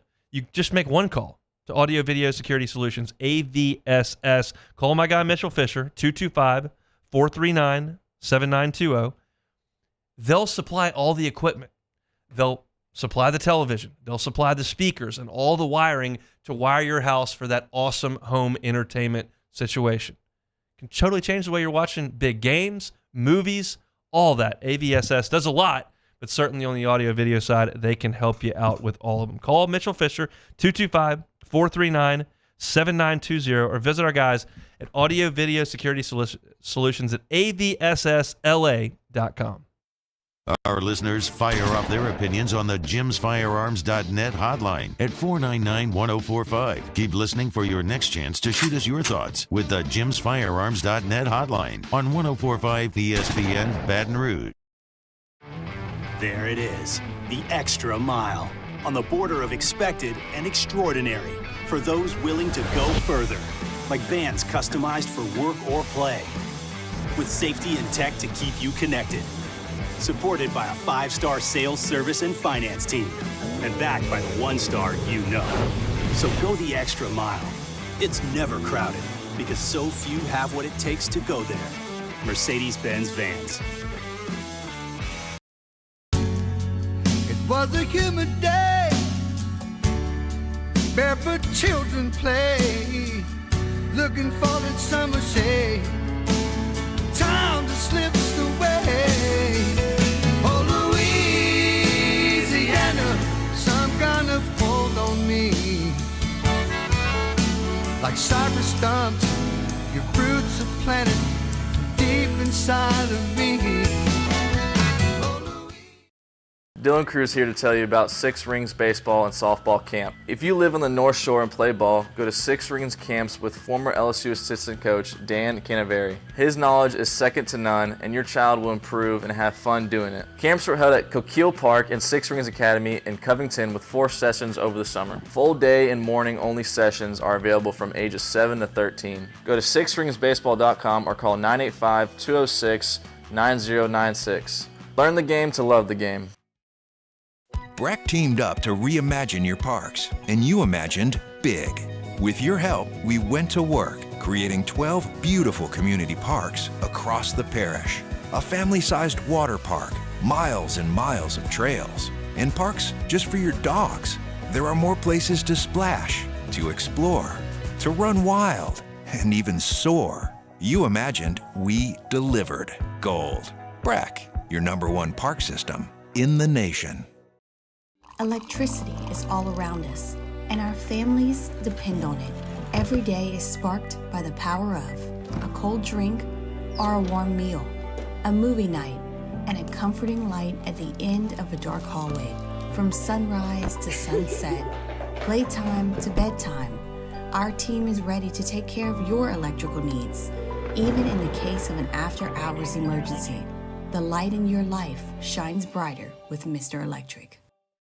Hey, it's Matt Moscona. For years, you've heard me tell you about Insurance Network of Louisiana, helping you find better coverage for less money. But it's not just for your home and auto. They also offer commercial property. So, retail stores, professional offices like doctors, dentists, attorneys, clothing boutiques. Insurance Network of Louisiana can find you better coverage for less money. They service the entire state of Louisiana, and they're local. Moscona inviting you to join us for Tuesday's AFR, powered by Sunshine, your hometown John Deere dealer in Louisiana. It's Senior Bowl week in Mobile. How are the Tigers doing, and who are the Saints keeping an eye on? We'll talk about it. 104.5 ESPN, Baton Rouge.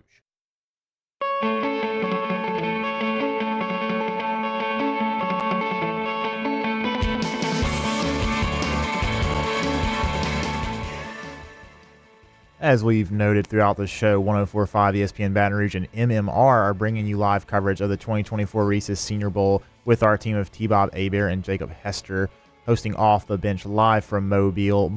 Started this week on Monday all the way through Thursday this week, February 1st. And our coverage is brought to you locally by MMR. Listen on 104.5 ESPN Baton Rouge and watch on the 104.5 ESPN YouTube channel.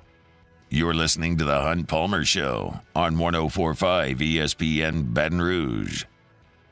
The vast majority of the time on this show, we're going to be talking about LSU, the SEC, Saints, Pelicans. That's where we're going to stay. And that's obviously by design. Those are the hits. That's what you want to hear about. And that's the majority of the time what we do talk about. Certainly deviate into the NFL in a big picture there or developing stories, talk about some LSU guys potentially in Major League Baseball, but we don't talk a lot of hockey. We don't talk a lot of MLB. We don't do a ton of daily NBA stuff. We like to keep it kind of where we believe your focus to be. And so when I start talking about the ACC, well, I'm talking about the ACC today because I think it impacts the entire landscape of collegiate athletics. We all believe, well, I shouldn't say that. I believe, and I think a lot of you believe, that college football is headed for an NFL-style situation where you greatly limit the amount of teams that are in the same quote-unquote league, whether it's 2 super conferences or 3 super conferences, or the college football breaks away from the NCAA, or whatever we think the end game is. You're going to cut out a lot of these LSU Troy games and LSU Rice games, and you're going to lose a couple of conferences, and it's all going to kind of come together over time. When that happens, I don't know. I just think that if you keep eyes on the ACC, we might be headed that direction. We've already lost the Pac-12. It ceases to exist. The Big 12 has picked up a bunch of scraps here, and we'll see what becomes of that. But the Big 10 has expanded into a superpower, as has the SEC. And the ACC, we know, is just sitting over there like a lame duck. And that was evidenced when Florida State got left out of the playoff this year after going undefeated and winning the ACC. We know that Florida State wants out of the ACC. And in my opinion, if Florida State were to find their way out, Virginia and North Carolina would quickly follow, and then you'd have Clemson, and I think you would have the eventual end of the ACC, which to me would expedite us toward that NFL-style college football model. The question is, can Florida State get out? If you remember our discussions back in the summer, it was about that grant of rights agreement that they got locked into that would take them pushing 2040 before they could get out. And they don't want to wait that long. But a lot of people have looked at this grant of rights agreement and felt as if it was ironclad and that there was going to be very difficult for Florida State to get out of it and leave the ACC and torpedo this thing. And I promise you, I'm not here to give you a law lesson because I have never set foot in a law school class. I lived with 3 guys who were in law school once. All I know about that is that we went bowling a lot. Every Tuesday. But I don't know anything about law. So I'm not here to tell you about this addendum or this clause or this complaint or this grievance, or I don't have any idea about any of that.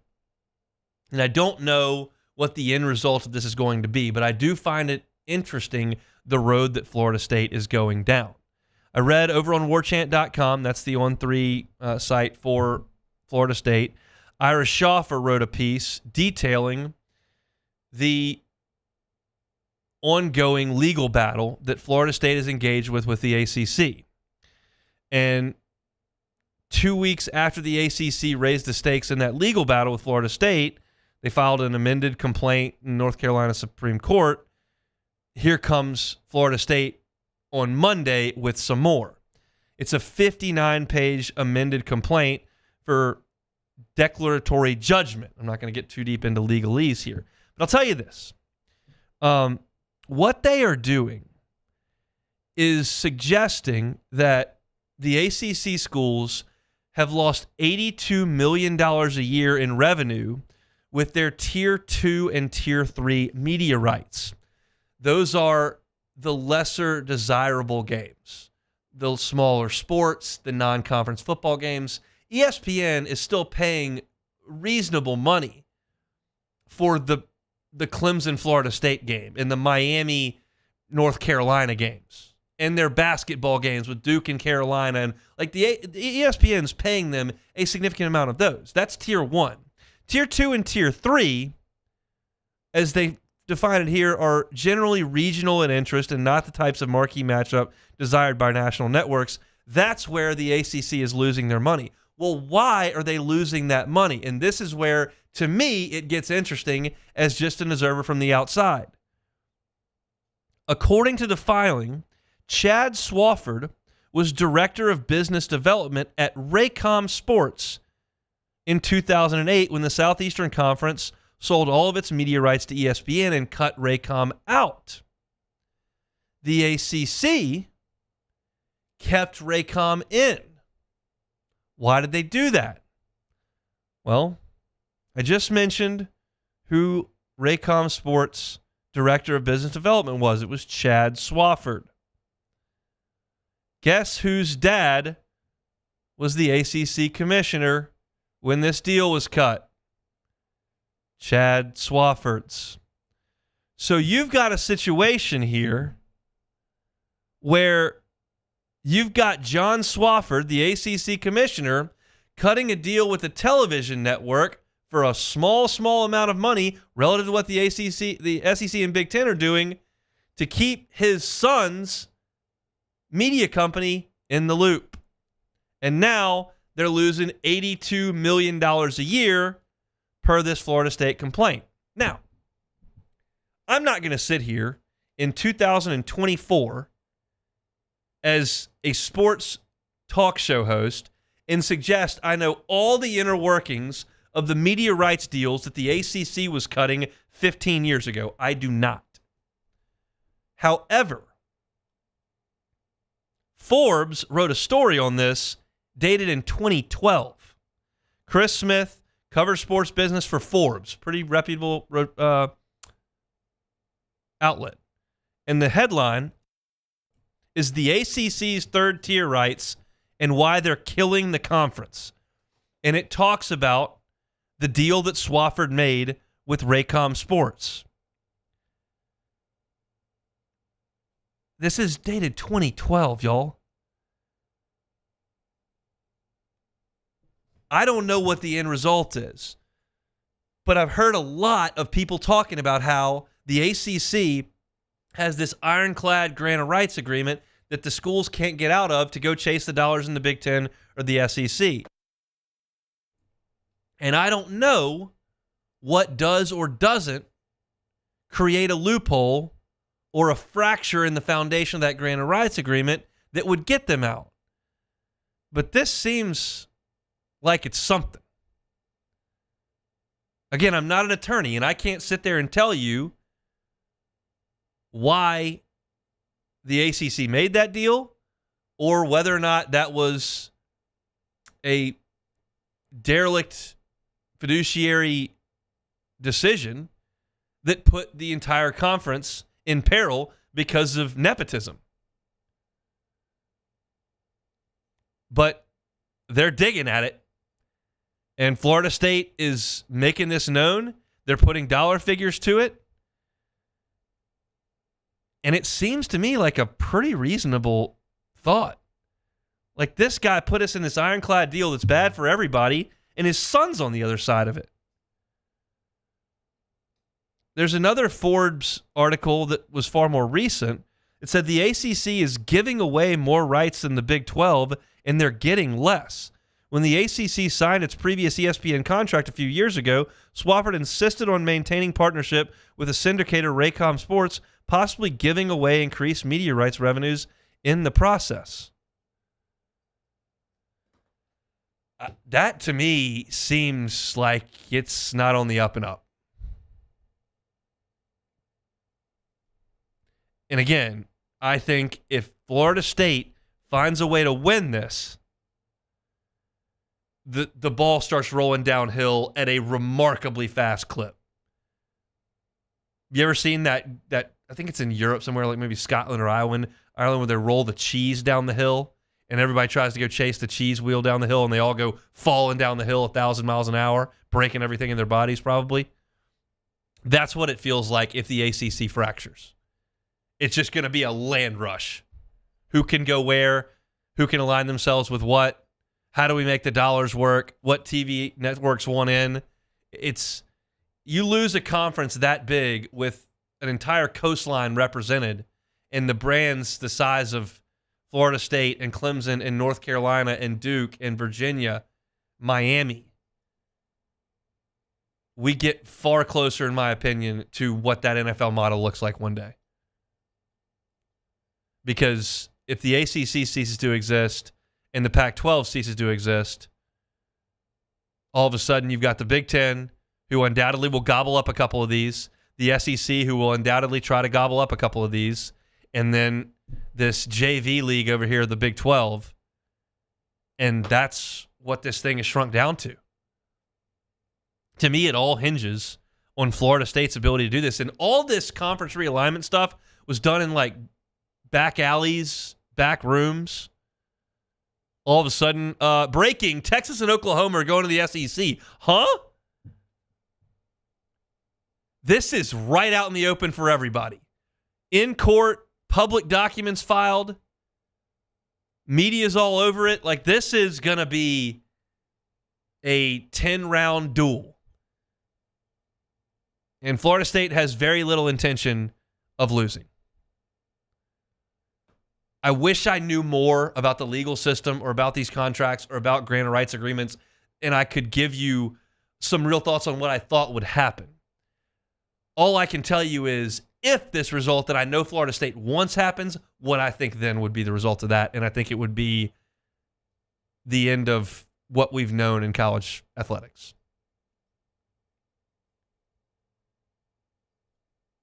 I think it's fascinating, and for me, for them to unearth this where, well, and I'm sure it wasn't that hard to do. Forbes was writing stories about it 14 years ago.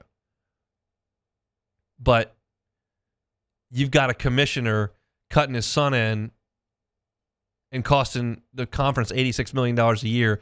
Somebody is going to look at that and go, I don't think that's the way that's supposed to go. I'm curious to hear more about it as we move forward. I'm going to try to get a guest on from the Florida State side of things to talk about it a little bit. But just my thoughts in reading some of the things that I've been able to read this morning. It seems interesting. That's for sure. The piece that I read is free up at warchant.com. If you want to go check it out, Ira Schaffer wrote it, and I think it's pretty compelling stuff. We got one more break to go, one more segment to go. We'll play some Take It or Leave It, and that'll do it for us on a Tuesday edition of the Hunt Palmer Show. The Hunt Palmer Show. One Bath and Closets. OneBathAndClosets.com is the website. Safety for those that are in your family, maybe the aging folks in your family, got to be paramount. They don't want to leave that home. It's home. Don't want to leave. Well, maybe safety in the bathroom can be addressed. They can do handrails, shower area, tub area, toilet area. They can do non-slip floors. They can do walk-in tubs. They can put benches in the shower to make things a little more safe and convenient. All these things can be very, very important, and they do them all the time over at One Bath and Closets. Go to the website, onebathandclosets.com. Check out all of the fantastic things that they have, whether it's the pictures of their great work, the testimonials, and they've got the ability to request that free consultation at One Bath and Closets, onebathandclosets.com. In times of need, get a full list of phone numbers, websites, and other important emergency information on the Demco Stormwatch page at 1045ESPN.com.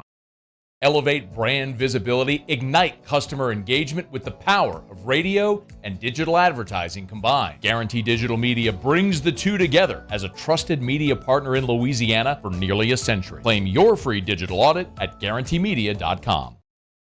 Happy New Year from your friends at Front to Back Boat Service. And what better way to kick off your new year than by taking your boat to the next level? Get the boat of your dreams, and that's where Front to Back comes into play. You want that spot lock trolling motor that's going to keep you right there on the water where you need to be. How about some forward-facing sonar that actually shows you the fish before you even cast? Custom stereo jobs, all of it. Sherman family's been doing it for 38 years. Go to fronttobackboatservice.com.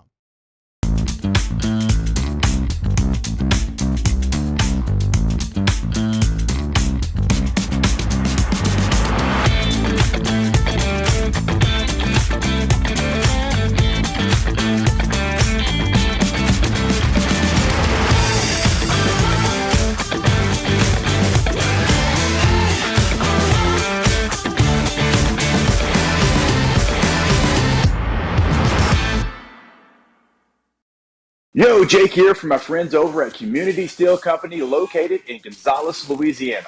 The local place you can turn to for all of your metal building needs.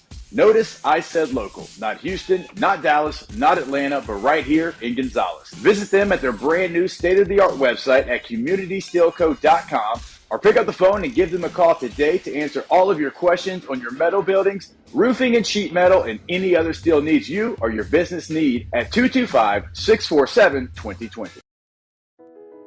I've been doing business with Luba for 25 years. They're dependable, trustworthy. It's just the attention to detail with our clients. Our folks have years and years of experience. They're highly trained professionals. But many companies have that asset. What I'd like to think makes Luba a bit different is that we use those talents in a way that truly is dedicated to serving the needs of the folks who depend on us.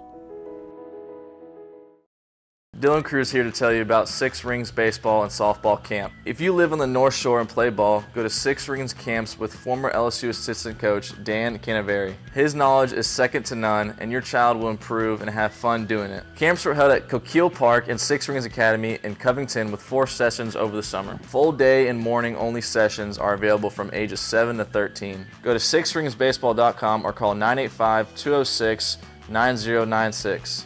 Learn the game to love the game. At Relief Windows, we're more than windows. We're windows, doors, hardy plank, and vinyl siding. But our number one product is always customer satisfaction. To a Wednesday edition of Off the Bench as Jacob Hester and T-Bob Hebert are still on remote at Mobile, Alabama for the Reese's Senior Bowl. We'll be joined by LSU women's basketball coach Kim Mulkey and another edition of OTB Mailbag. Tune in, 104.5 ESPN Baton Rouge.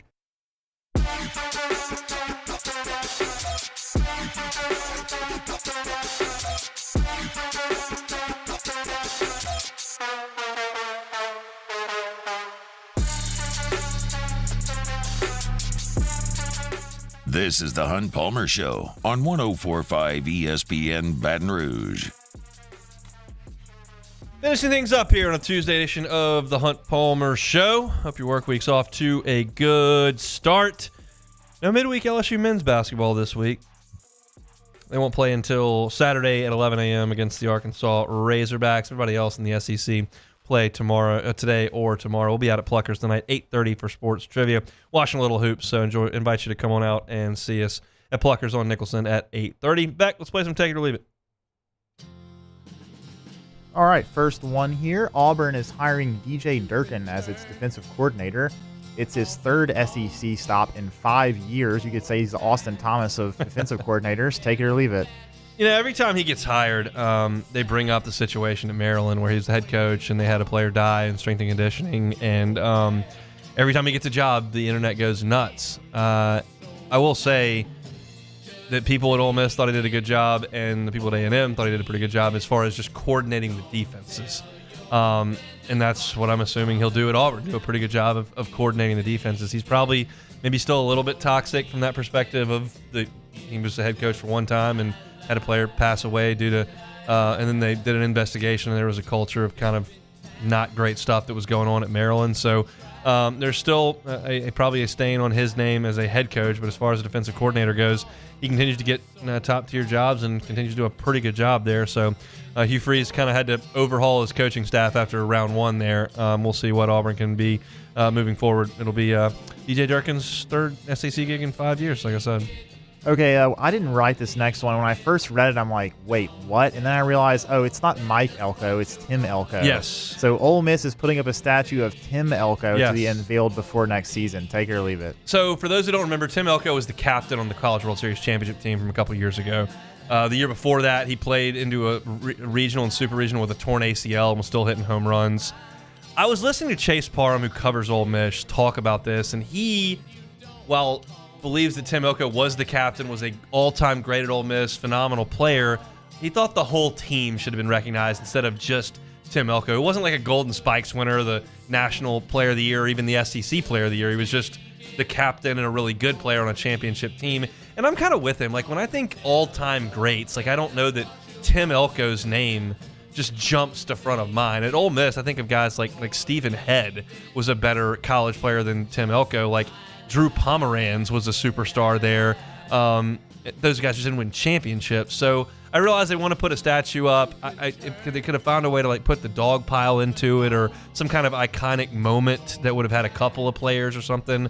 I don't know that Elko is the guy, but this is a national championship at Ole Miss. It doesn't happen very often, so it's not the worst thing in the world. Steelers have hired former Falcons head coach Arthur Smith as their next offensive coordinator, going from Matt Canada to Arthur Smith. Take it or leave it.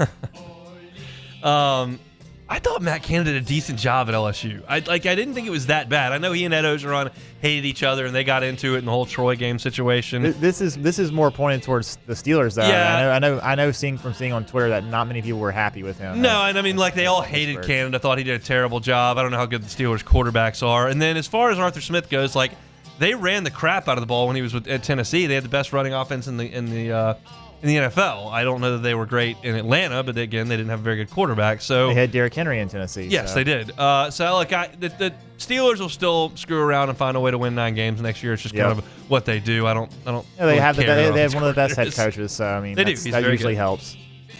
All right, last one here. Tennessee is under investigation for potential NIL violations. The NCAA will hammer the Vols. Take it or leave it. I'm going to go ahead and leave that one.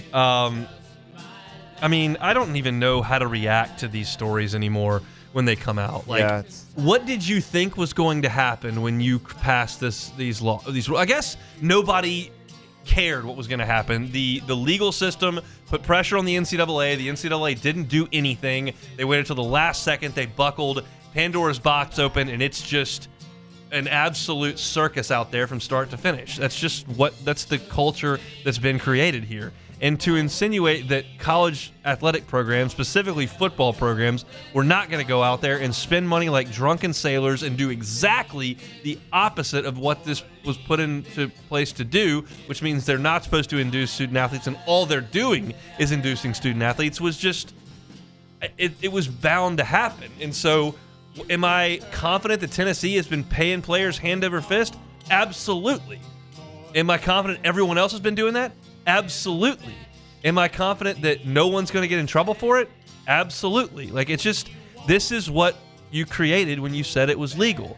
And now you've got collegiate athletes who have put money first and foremost in their college experience. I'm not here to suggest that money was not important to players making decisions of where to go to play college football in the late 80s, especially at SMU and all the people that were going crazy in the Southwest Conference. It's always been that way. However, what you've done now is you've legalized it, and the players now expect it. So that's one of the first questions they're going to ask. And if you tell the schools you're not allowed to use finances as a recruiting inducement, and all the player cares about is how much money can I make, how the hell are you supposed to recruit anybody? That doesn't make any sense. So it seems that in this instance, it's evolved. They're saying that the issue is tampering with. I think they said their top quarterback that Tennessee recruit. They got 5-star. Yeah, 5-star, and then I think one other player. But how can you say that they can't talk to these players about money when that's what they care about? It doesn't work. The system doesn't work. That's how this goes. It's just the system that has been put in place cannot stand. It doesn't work.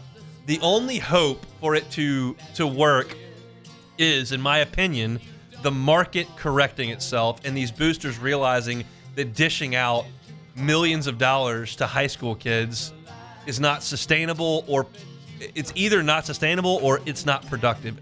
The investment doesn't work. And at that point, everything kind of comes back. I'll share this anecdote, which is pretty kind of a juicy anecdote for the very end of the show. I had a conversation this weekend with somebody in the financial planning world. And this person has a coworker who handles finances for a college athlete.